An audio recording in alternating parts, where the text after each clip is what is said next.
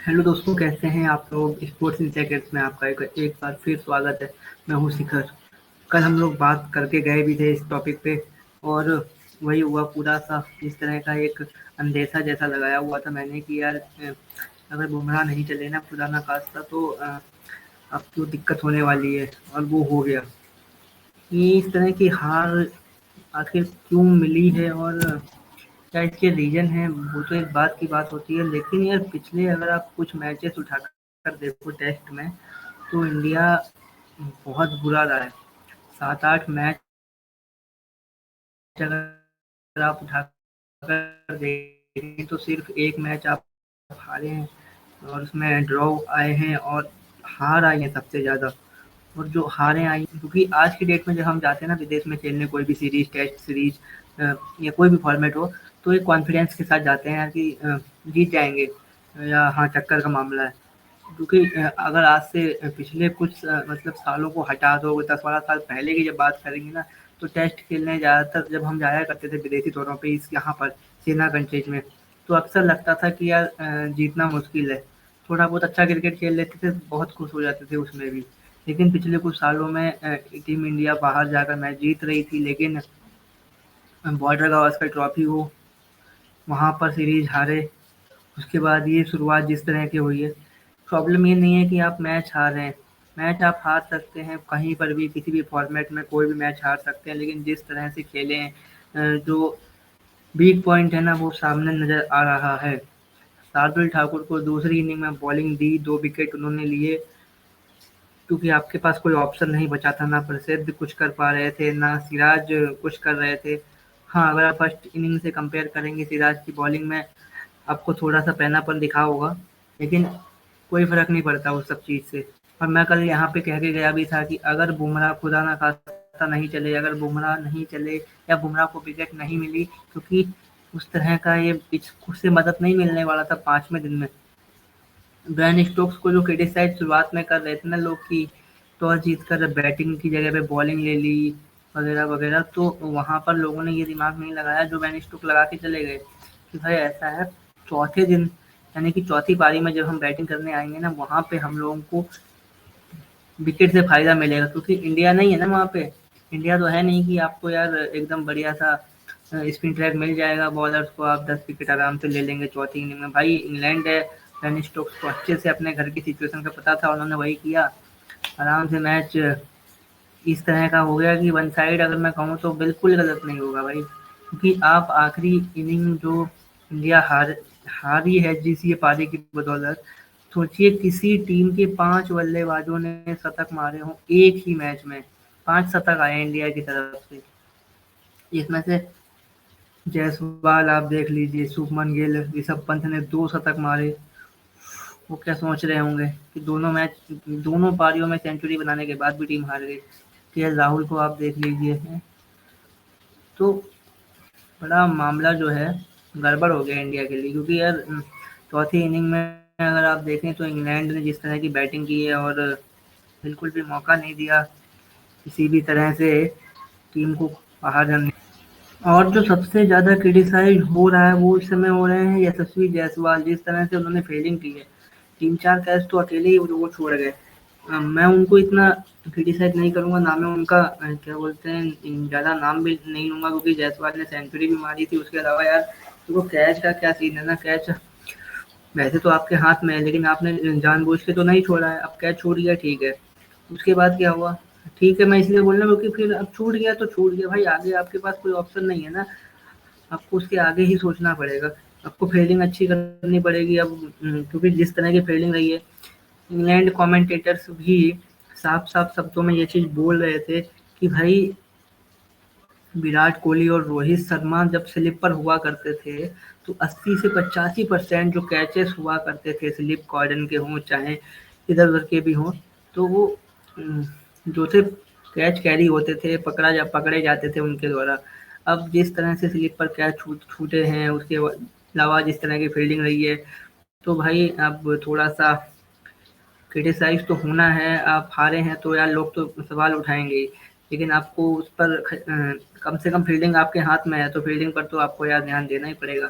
उसके बाद अगर आप बात करें तो बॉलिंग डिपार्टमेंट में मामला यार बड़ा गड़बड़ हो रहा है, क्योंकि हम अगर ऑस्ट्रेलिया में जाकर ऑस्ट्रेलिया से जीते थे, चाहे हमने गावा में जिस तरह का वो खेल दिखाया था, उसके बाद इंग्लैंड में जिस तरह से वो विराट कोहली की कप्तानी और विराट कोहली का वो स्टेटमेंट याद होगा कि 60 ओवर जो है इंग्लैंड को इस तरह से हेल जैसा बना दो, है। तो ये सब चीज़ें कैसे पॉसिबल हुई थी? तो यार ये सब पॉसिबल हुई थी आपकी बॉलिंग डिपार्टमेंट से। आपको 20 विकेट लेने होंगे, कुछ चारा नहीं है। ना बीजीटी में ये बॉलर्स उस तरह से रिदम में दिखाई दिए चले बुमराह को छोड़कर, ना अभी इस मैच में हुआ है। पहली इनिंग में जब इंडिया ने बॉलिंग करते हुए इंग्लैंड के सामने इतने रन खा लिए थे कि आपकी बढ़त 400 प्लस बनाने के बावजूद भी सिर्फ 6 रन की रह गई। तो समझ लीजिए चौथी इनिंग में कहीं न कहीं तो डर वहीं से पैदा हो ही गया था ना। और वहीं दूसरी बात आप उठाकर देख लीजिए यार, 370 प्लस का टारगेट आपको चौथी इनिंग में डिफेंड करना है। आखिरी दिन 350 रन बनाने के लिए थे इंग्लैंड को। ये बात आप इमेजिन करेंगे कि 350 रन एक दिन में इंग्लैंड को बनाने थे। आपकी बॉलिंग यूनिट ने ना सिर्फ विकेट ना तो वो विकेट ले पाए, ना उनसे रन रुके।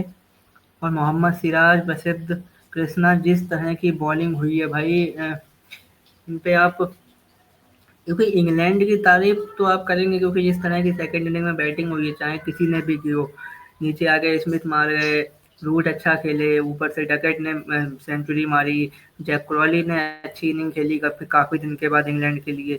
उसके अलावा ओली पॉप जल्दी आउट हुए, लेकिन बेन स्टोक्स आए, बेन स्टोक्स ने भी ठीक ठाक तो उनकी तो टीम ने काम कर दिया। लेकिन जो पॉइंट था वो ये था कि क्या इस बैटिंग लाइनअप को रोक पाएगा इंडिया? और बुमराह नहीं चले। मैं कल कह रहा था कि अगर बुमराह कहीं ना कहीं कुछ ना कुछ गड़बड़ हो गया ना, थोड़ा सा भी ऊपर नीचे, तो आपके लेने के देने पड़ जाएंगे। तो वही बात हो गई है, क्रिटिसाइज हो रहे हैं। बाकी जो मेन पॉइंट यही है कि देखो अब यहाँ से आपको आगे के मैचों के बारे में सोचना पड़ेगा। शुभमन गिल का स्टेटमेंट आता है, आप लोगों ने सुना होगा, थोड़ा सा फील्डिंग को लेकर बोले, थोड़ा सा लोअर ऑर्डर का जो इंडिया का प्रदर्शन रहा उसको तो हम लोग शुरुआत से बोल ही रहे हैं, उसको लेकर बोले। अब उनके बयान में मैं क्या गलत या सही निकालूं, क्योंकि अब कप्तान किस तरह का उन्होंने कप्तानी के दौरान काम किया है या क्या हुआ है वो तो मैं इतना कह नहीं सकता, क्योंकि ऐसा भी कुछ नहीं है कि शुभमन गिल ने एज ए कैप्टन बहुत बड़ी कोई गलती कर दी हो। टीम वही थी, सब कुछ लगभग, थोड़ा सा कह रहे थे हाँ यंग टीम है, शुभमन ने ऐसा बोला भी। लेकिन यार जब आप बॉलिंग डिपार्टमेंट देखते हैं तो यार दिक्कत मुझे वहीं पे दिखती है, क्योंकि शमी, उमेश यादव और ईशांत शर्मा, वो वाला जो टाइम था अब वो याद आने लगा है। क्योंकि यार एक तरफ बात होता है कि इतना बड़ा इंफ्रास्ट्रक्चर लेकर आप जब फास्ट बॉलिंग यूनिट की बात करते हैं, तो यार पिछले कुछ सालों में जब आप उठाकर देखते हैं तो one of the best fast bowling lineup जो था इंडिया के पास था। लेकिन फिलहाल जो है फास्ट बॉलिंग हम लोगों का वीक पॉइंट बन गया विदेशी धरती पर, और बॉलिंग के चक्कर में ही हम लोग हार रहे हैं। क्योंकि यार ये जो विकेट थी, यहाँ पर दिक्कत आपको बैटिंग में इतनी नहीं आने वाली थी। ये बेस्ट विकेट थी इंग्लैंड के, one of the best wicket में आप इस विकेट को आप जोड़ सकते हैं, क्योंकि यहाँ पर ना जितनी अच्छी कंडीशन आपको बैटिंग में मिली है, शायद ही आने वाली सीरीज में आपको मिलने वाली हैं बचे हुए 4 मैचों में। और उसके बावजूद भी आप अगर यहाँ पर ये वाला मैच गवा दिए हैं तो मामला भाई सेट नहीं हो पाएगा इसके बाद। क्योंकि दिक्कत वही होने वाली थी आपको कि जब इतना अच्छा मौका मिला है, इतनी अच्छी विकेट मिली है, फिर भी क्या बोलते हैं, आप जीत नहीं पाए अब। क्योंकि यहाँ से जो है ना, इंग्लैंड और सोचेगा कि कहीं न कहीं दिमाग में उनके अग्रेसिव क्रिकेट का तो वो रहता ही है, वो वेज बॉल उनका चल रहा है। उसके बावजूद इंडिया के फेलियर की बात करेंगे अगर हम लोग एक बार डिटेल निकालते हैं, तो मैंने शुरुआत में ही बात की कि भाई इतने मैच खेले हैं, 7-8 मुकाबलों में सिर्फ 1 जीत आई है। बॉर्डर गावस्कर ट्रॉफी मिला लो, ये मिला लो, उससे पहले आप न्यूजीलैंड से घर पर सीरीज हार गए थे टेस्ट की। तो मामले मतलब बड़ा बुरा टाइम चल रहा है फिलहाल तो टेस्ट क्रिकेट में। अगर मैं कहूँ तो बिल्कुल गलत नहीं होगा इस बात को, आप लोग एग्री करेंगे। तो अगर उसके बाद अगर हम थोड़ा सा और आगे बढ़ते हैं, फिर बात आ जाती है इस टीम की, कि जिस तरह का ये रिकॉर्ड हम लोगों ने फालतू का बना दिया है कि यार इतिहास में 148 साल के क्रिकेट इतिहास में टेस्ट क्रिकेट के पहली बार ऐसा हुआ है कि किसी टीम में 5 सेंचुरी आई हों और वो टीम हार गई हो। इंडिया ने ये भी करके दिखा दिया। राहुल का फ़ोटो यहाँ पे लगा हुआ है, इसके अलावा जायसवाल, पंत, गिल, आप लोगों ने उनकी सेंचुरियाँ देखी ही होंगी। तो बहुत क्या बोलते हैं निराशाजनक इंडिया के लिए रहा है। ये हार का थोड़ा-सा विश्लेषण करना पड़ेगा और कहाँ पे कमी रह गई है अगर आप बात करें तो। अच्छा, नीतीश कुमार रेड्डी और शार्दुल ठाकुर को लेकर काफ़ी डिबेट हो रही है। लोग ठाकुर को क्रिटिसाइज़ कर रहे हैं, नीतीश कुमार को लाने की बात कर रहे हैं। भाई प्रॉब्लम ये है ना कि नीतीश कुमार का हालिया फॉर्म जो है वो वैसा ही है। मैं इसकी गारंटी नहीं ले सकता कि नीतीश आएँगे तो सब ठीक हो जाएगा, लेकिन हाँ शार्दुल ठाकुर ने जिस तरह का इस मैच में प्रदर्शन किया है और ख़ास करके यार बॉलिंग आप उनको दे नहीं रहे हैं। दूसरी इनिंग में कुछ ओवर मिले, 2 विकेट निकल गए। ठीक है, वो मैंने शुरुआत में कहा था गोल्डन आर्म है उनके पास, वो विकेट निकालने की क्षमता रखते हैं, वो निकाल देते हैं तो उनको मौका देना चाहिए। बॉलिंग आप कराइए अगर खिला रहे हैं। आपने पहली इनिंग में उनसे बॉलिंग नहीं कराई। आपने जो गलतियाँ हो सकती थी शायद करने का पूरा प्रयास किया, ऐसा मैं अगर कहूँ क्योंकि कहना पड़ेगा इस तरह का मामला सेट रहा। और फिर आपने शार्दुल ठाकुर का जो सबसे बड़ा बड़ा फेलियर जो इंडिया का रहा है, चलो रहा ही रहा है। बॉलिंग में तो आपने फिर भी चलो एक रहता है ना कि वो आपका इशू बना हुआ है पिछले कुछ सालों में। पिछले कुछ सालों में क्या कुछ पिछले 1 साल में अगर आप कह लो तो। लेकिन जो मेन पॉइंट भाई दोस्तों हो गया ना वो मामला सेट जो होना चाहिए था वो नहीं हो पाया। वो था आपका लोअर ऑर्डर और मिडल लोअर ऑर्डर। जो मैं बात कर रहा था करुण नायर के बाद तो भाई सब आउट होते चले जा रहे हैं, कोई नहीं रुक रहा है। और वहीं इंग्लैंड की बात करो तो यार उनके बॉलर्स भी कंट्रीब्यूशन करने का प्रयास कर रहे हैं, जिस कारण जो है उनको बढ़त मिल गई। मैच जीतने का फ़ायदा उनको अब देखिए आने वाली सीरीज में मिलने वाला है। पूरी सीरीज का अब 2 तारीख से जो मैच है अब ये सामने शेड्यूल लगा हुआ है आपके मेरे साइड में।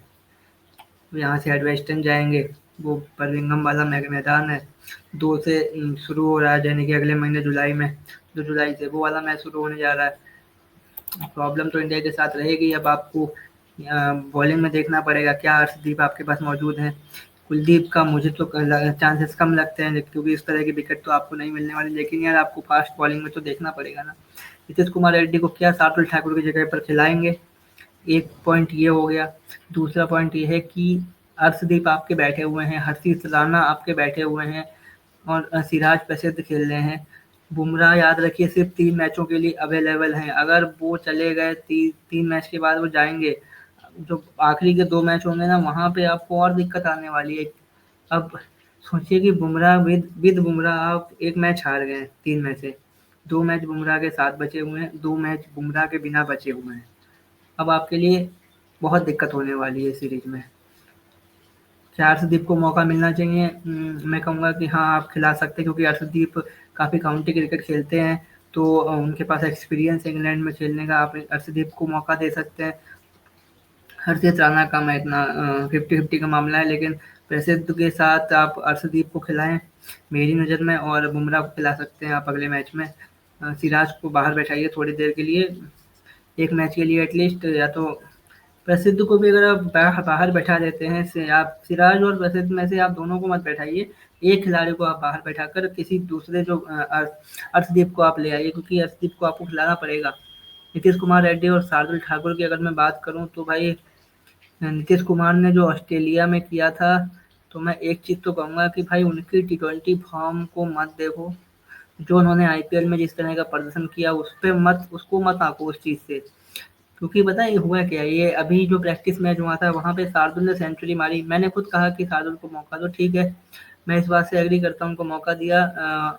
इतना बड़ा इशू नहीं था, दिक्कत ये हो गई बैटिंग में वो चल नहीं पाए। बैटिंग में दोनों इनिंग में फेलियर उनका, उसके चक्कर में टीम ट्रबल कर गई, ट्रबल में आ गई यानी कि। और बॉलिंग में पहली इनिंग में तो बॉलिंग दी नहीं गई, दूसरी इनिंग में बॉलिंग दी तो उन्होंने विकेट निकाले क्योंकि वो निकालते हैं भाई, वो गोल्डन आर्म है। लेकिन अगर मैं नीतीश कुमार रेड्डी की बात करूं तो अगर आप आईपीएल की फॉर्म के मद्देनजर रखते हुए उनको बाहर कर रहे हैं तो मैं गलत कहूंगा, क्योंकि इस हिसाब से ऋषभ पंत की फॉर्म भी काफ़ी खराब रही थी। सिवाय 2 इनिंग आप आईपीएल की छोड़ दीजिए उन 14 मैचों में, तो आप आईपीएल या टी20 क्रिकेट से टेस्ट को कंपेयर तो कर नहीं सकते। तो नीतीश कुमार रेड्डी को तो मैं मौका दे सकता हूँ, अगर आप चाहें तो आप खिला लीजिए उनको, लेकिन अब सोचने वाली बात तो होगी। अभी आपके पास अच्छा खासा टाइम है, आप दिमाग लगा सकते हैं कि क्या गलती हो गई हमसे, किस तरह का अब आगे का जो है प्लान बनाएँगे और क्या रहने वाला है। और सबसे बड़ी बात ये हो गई, क्या विराट कोहली की जो है कमी खल रही है।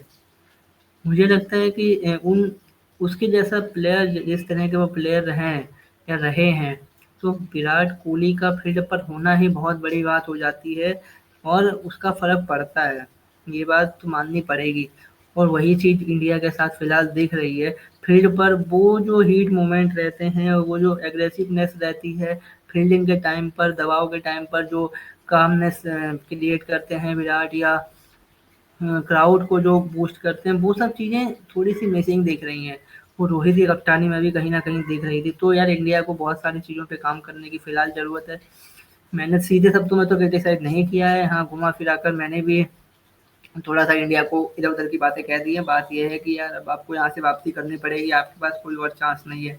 फ़िलहाल शुभमन गिल का खाता खुल गया है टेस्ट में 0 के साथ, पहली हार उनकी कप्तानी में, यानी कि इंडिया के जो वो कप्तान जो अपना पहला टेस्ट मैच हारे, उनकी लिस्ट में शुभमन गिल का नाम जुड़ चुका है। तो फिलहाल अब इस वीडियो को एंड करते हैं।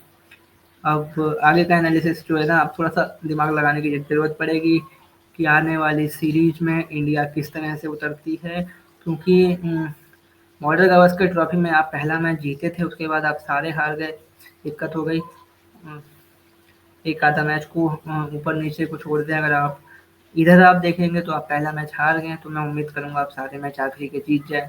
कमबैक की देखो, इंडियन टीम ने हमेशा कमबैक किया है। ये टीम भले थोड़ी-सी अलग दिख रही हो, कप्तान अलग है, मैनेजमेंट में देखिए वो गौती भाई तो हैं ही और पुराना मैनेजमेंट है जो अभी चैंपियन ट्रॉफी जीता था। अब दिक्कत ये हो गई है ये किस तरह से अब इस हार को लेते हैं, और कमबैक तो इंडिया का रहा है। तो मैं तो एक्सपेक्ट कर रहा हूँ कि इंडिया यहाँ से शायद अच्छा प्रदर्शन करते हुए वापसी करेगी। मेन पॉइंट बुमराह के अलावा बॉलर्स को और आके भी काम करना पड़ेगा भाई। सिराज और प्रसिद्ध खेल लो, कुछ कर लो। मियाँ भाई सबसे पहले ना सबकी निगाहें आप पर रहती हैं। अगर आपकी परफॉर्मेंस नहीं आई तो मुझे पता है प्रसिद्ध से पहले सिराज ड्रॉप कर दिए जाएँगे। तो थोड़ा-सा सिराज को काम करना पड़ेगा, क्योंकि काफ़ी एक्सपीरियंस उनके पास है। अगर वो चल गए तो इंडिया के लिए बहुत प्रॉफ़िट है। फ़ोकस ऑन बॉलिंग और फील्डिंग भाई सुधार लो। विराट और रोहित के बाद सिर्फ़ 1 मैच अभी हुआ है, ये पहला मैच हारे ही हैं, ठीक है। लेकिन आपने जिस तरह की फील्डिंग की है भाई, बहुत गंदी फील्डिंग हुई है।